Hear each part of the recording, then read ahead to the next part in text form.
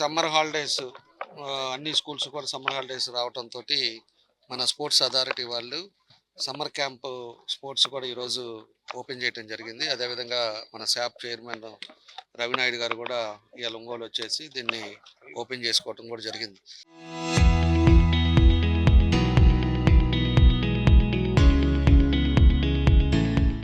కాబట్టి మీ ద్వారా కూడా అంతా వాళ్ళ ఎవరైతే ఈ స్పోర్ట్స్ దాంట్లో పార్టిసిపేట్ చేస్తున్నారో వాళ్ళ తల్లిదండ్రులు కానీ మిగతా వాళ్ళ తల్లిదండ్రులు కూడా చెప్తున్నాం. హాలిడేస్ వచ్చినప్పుడు ఇంటికాడ అనేది కాకుండా వాళ్ళను కూడా వాళ్ళ యాక్టివిటీని అంటే 19 గేమ్స్ ఉన్నాయి కాబట్టి ఇండోర్ అవుట్డోర్ ఇంట్లో పెట్టుకోకుండా వాళ్ళని కూడా పంపించండి. అదర్ యాక్టివిటీస్లో వాళ్ళకి ఈరోజు చాలా గేమ్స్ కూడా ఇక్కడ చేస్తున్నారు కాబట్టి ఫ్రీ క్యాంప్ కాబట్టి ఒక మంచి కోచ్ తోటి ఈరోజు చేయటం జరుగుతూ ఉంది. దీనికి కూడా మనకి ఆల్మోస్ట్ ఒక్కో స్టూడెంట్కి రూ. 230 ఈరోజు ప్రభుత్వం ఖర్చు పెడతా ఉంది.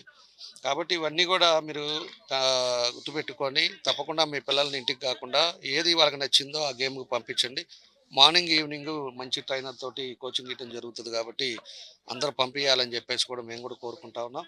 కాబట్టి ఈ ఫ్రీ గేమ్స్ని కూడా ఏదైతే ఉందో దాన్ని అన్నిటిని కూడా ఇంకా కూడా పర్యవేక్షణ చేసి మన శాప్ చైర్మన్ వచ్చిన తర్వాత ఈరోజు రాష్ట్రం అంతా కూడా ఈ సమ్మర్ క్యాంపులు కూడా జరుగుతున్నాయని చెప్పి కూడా మేము తెలియజేస్తా ఉన్నాం.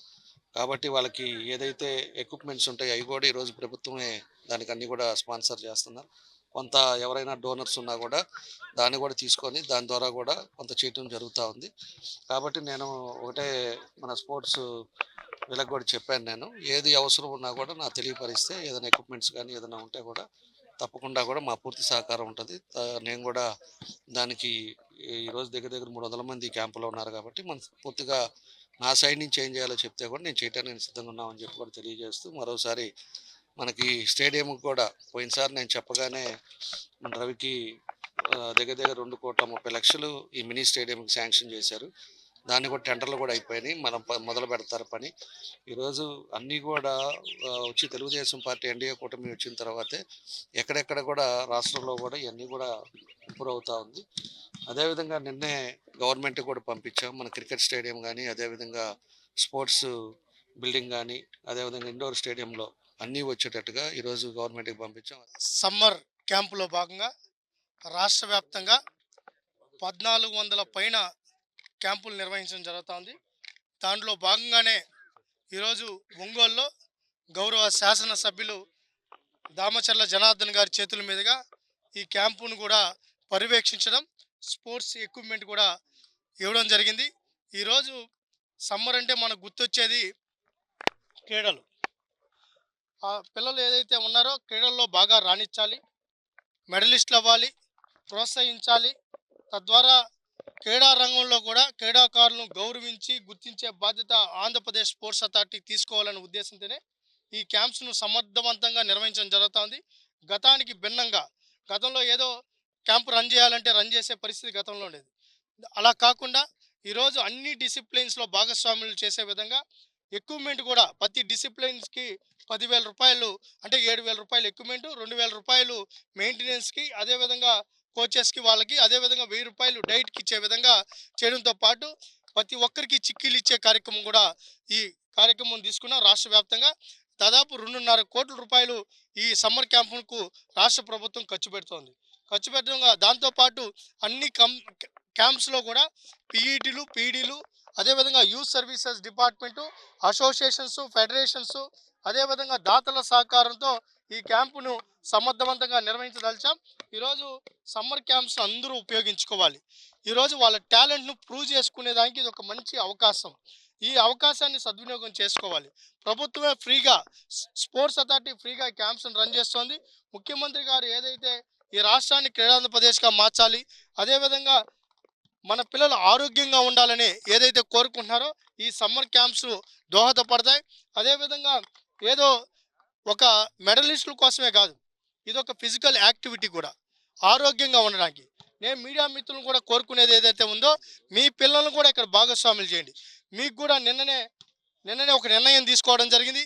మీడియా ఎవరైతే అక్రిడిటేషన్ ఏదైతే కార్డ్స్ గుర్తింపు కార్డు ఉన్నారో వాళ్ళందరికీ డిఎస్సిలో అది బ్యాడ్మింటన్ అయినా స్విమ్మింగ్ పూల్ అంటే రాష్ట్ర వ్యాప్తంగా ఉన్న ఏదైతే డిస్ట్రిక్ట్ స్పోర్ట్స్ అథారిటీలో ఉన్న ప్రాపర్టీస్కి వితౌట్ ఎక్కడా కూడా రూపాయి కూడా తీసుకునేది ఉండదు, ఫ్రీగా కూడా దాన్ని కూడా. ఎందుకంటే మీరు కూడా మానసిక ఒత్తిడి కూడా, మీకు కూడా సమ్మర్ అనేది ఒక ఎంటర్టైన్మెంట్ కావాలి, ఒక ఫిజికల్ ఎక్సర్సైజ్ కావాలి.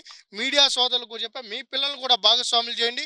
అదేవిధంగా రాష్ట్ర ప్రజలకు విజ్ఞప్తి చేస్తున్నాం, ఎవరైతే క్రీడాకారులు మీ పిల్లల్ని క్రీడాకారులు చేయాలనుకుంటున్నారో, ఆరోగ్యవంతులుగా చేయాలనుకున్నారో సమ్మర్ క్యాంప్స్ను ఉపయోగించుకోవాలని కూడా తెలియజేసుకుంటూ, ఈరోజు ఈ జిల్లాలో 55 క్యాంప్స్ను రన్ చేస్తున్నామని కూడా తెలియజేసుకుంటూ, మరింత సమర్థవంతంగా నిర్వహించాలని కూడా అధికారులకు ఆదేశాలు కూడా జారీ చేయడం జరిగింది. ఆడుదాం ఆంధ్ర అనేది స్పష్టంగా నేను ఇక్కడే ఒంగోలులో కూడా ప్రెస్ మీట్ పెట్టా, అనేక సందర్భాల్లో చెప్పాము. ఈడ ఏదైతే మీరు అడిగిన క్వశ్చన్ ఏదైతే ఉందో మేము వెలికి తీయలేదన్నారు. ఇదే ఒంగోలులో ఇదే ఒంగోలులో ఎంత అవినీతి జరిగిందో మీకు విజిలెన్స్ విచారణలో స్పష్టంగా మేము దాని మీద దృష్టి పెట్టాం కాబట్టి విజిలెన్స్ ఎంక్వైరీ జరిగింది, విజిలెన్స్ విచారణ పూర్తయింది. ఆ నివేదిక కూడా ముఖ్యమంత్రి గారికి, డీజీపీ గారికి అందింది. మేము చెప్పాం కదా, ఇది ఒక 119 120 కోట్ల స్కామ్. దీన్ని మించిన స్కాములు ఈ రాష్ట్రం అంతా చేశారు. 1000 కోట్లు ఉన్నాయి, 2000 కోట్లు ఉన్నాయి, 3000 కోట్లు ఉన్నాయి, 4000 కోట్లు ఉన్నాయి. మొత్తం దోచుకునేదిగా వాళ్ళు వెళ్ళారు.